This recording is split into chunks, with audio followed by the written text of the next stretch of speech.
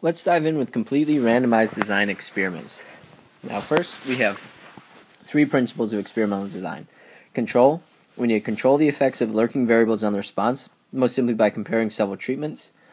We have randomization, using impersonal chance to assign subjects to the treatments. And this is a key idea. Randomization is used to make the treatment groups as equal as possible and to spread the lurking variables throughout all groups.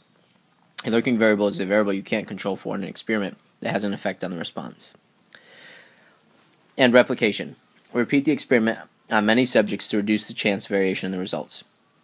We do it to a lot of things so that in the end, the difference in the 2 groups is due to the treatment, not to the difference in the subjects that we have. And we do that by having a lot of them. And we're starting off with a completely randomized design. They're the simplest statistical design. They are the analog of a simple random sample. In fact, each treatment group is a simple random sample drawn from the available subjects. Notice, it is not a simple random sample of all people in the population. We have subjects, and we randomly assign them to the treatment groups. The randomization assigns subjects to treatment groups without regard to such things as age, gender, health condition, skill level. This method ignores all differences since the randomization is expected to spread those differences equally across all treatment groups. Then randomization is used again to assign the groups to particular treatments. Let's go ahead and take a look at our first one. A baby food producer claims that her product is superior to that of her leading competitor, and that babies gain weight faster with her product. As an experiment, 30 healthy babies have been randomly selected. For 2 months, 15 are fed her product, 15 are fed the competitors. Each baby's weight gain in ounces was recorded.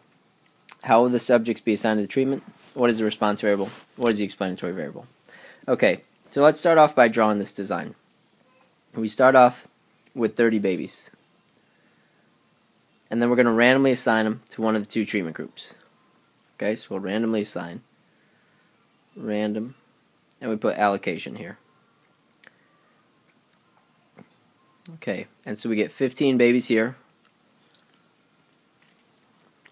Call this group 1. We get 15 down here in group 2. Now we'll randomly assign the treatment. And the treatment in this case will be the new food. This group will get the old food. And then we'll come back at the end and we'll compare the weight gain.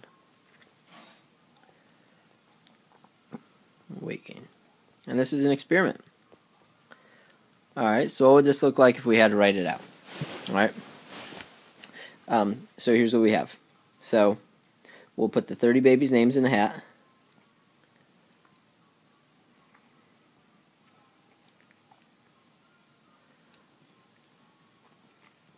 Okay. So we'll put it in a hat. We'll mix well.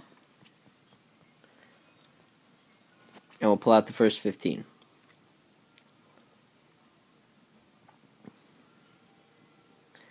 They will get the new food.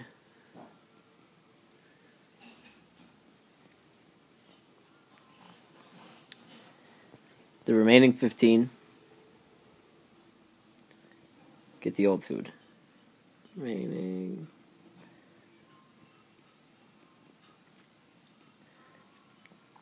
Okay. After 2 months, we will compare the weight gain.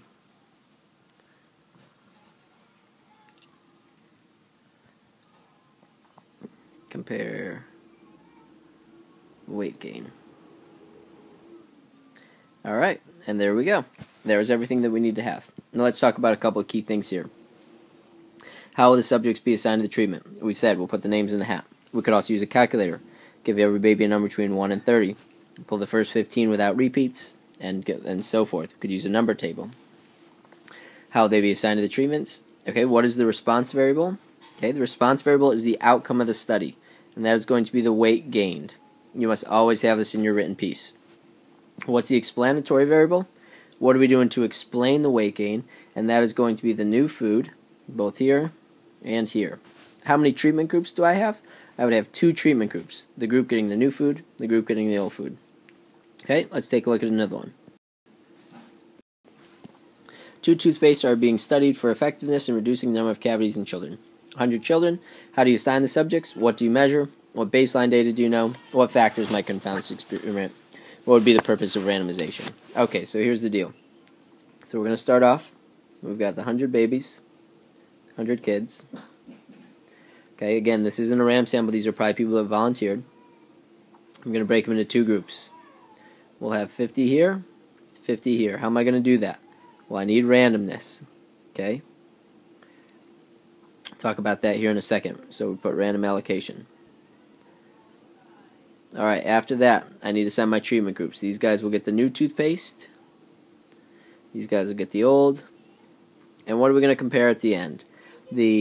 Compare the number of new cavities.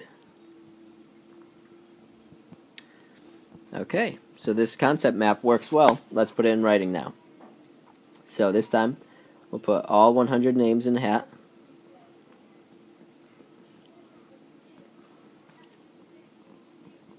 Mix well. Pull the first 50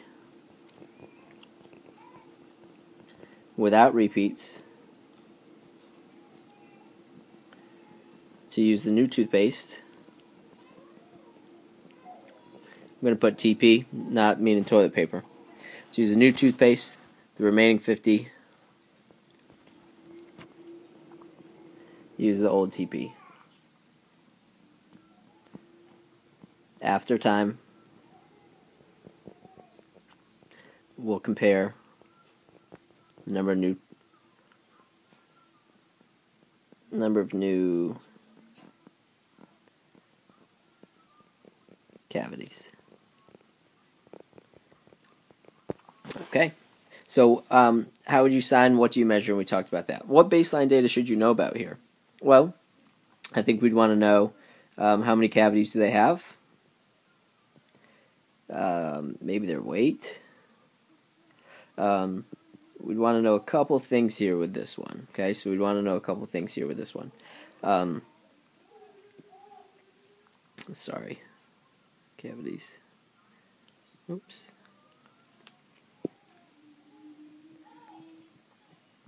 Their diet. Okay, all these sorts of things. Their weight. Eating habits. Right, I guess that could be diet. And what might confound this experiment? Well, the thing to be confounding is it must match up with a group. So it must match up with a group. So, you know, diet could confound here if one group was more likely to have a bad diet. So, you know, in this case, we're going to be careful with that. How are we going to be careful about that? Well, that's what randomization is going to do. So randomization will spread all of these variables I can't control for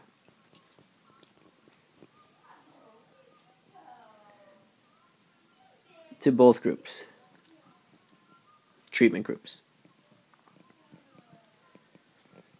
And then the idea is that both treatment groups would be similar to each other. So then if one group has more cavities than the other, it would be due to the treatment and not the difference between the subjects. Alright, let's try one more. The Institute of Psychiatry at King's College wants to design a study dealing with infomania and its effects on IQ. Infomania comes from too much multitasking, checking email and texting while working on a task. I'm sure some of you people out there think you can do this, but this is some good evidence that there's not. There are 88 volunteers for the study. Again, notice it's not a random sample of people. I'm going to randomly assign the treatments. Explain how you would design the study.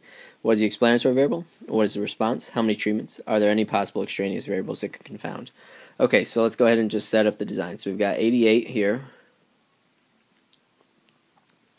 We'll use randomness to get 44 and 44. Alright, why do I need 44 and 44? Okay, well I need 44 of them to take the IQ test. And I need the other 44 to take the IQ test with infomania. Alright, so this group, the first group, will be my control. And then we'll compare IQ score. Okay, so what am I doing here? So I'm comparing IQ score. That is going to be my response variable. That is the outcome. What am I using to explain that? I am using the IQ, the infomania, to try to explain what's going on with the explanatory variable. Okay, how many treatments are there? I have 2 treatment groups. Alright, so let's go ahead and just put this in words real fast. So, put all 88 names in a hat.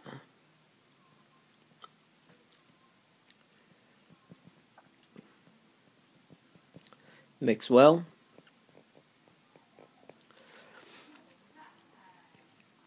Take the first 44.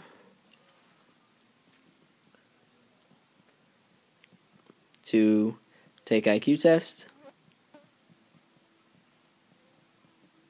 without distractions.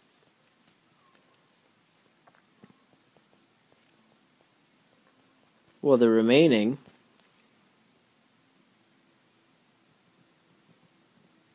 44 take IQ test.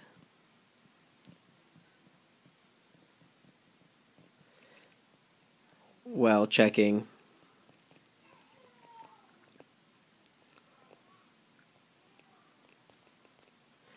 email and text.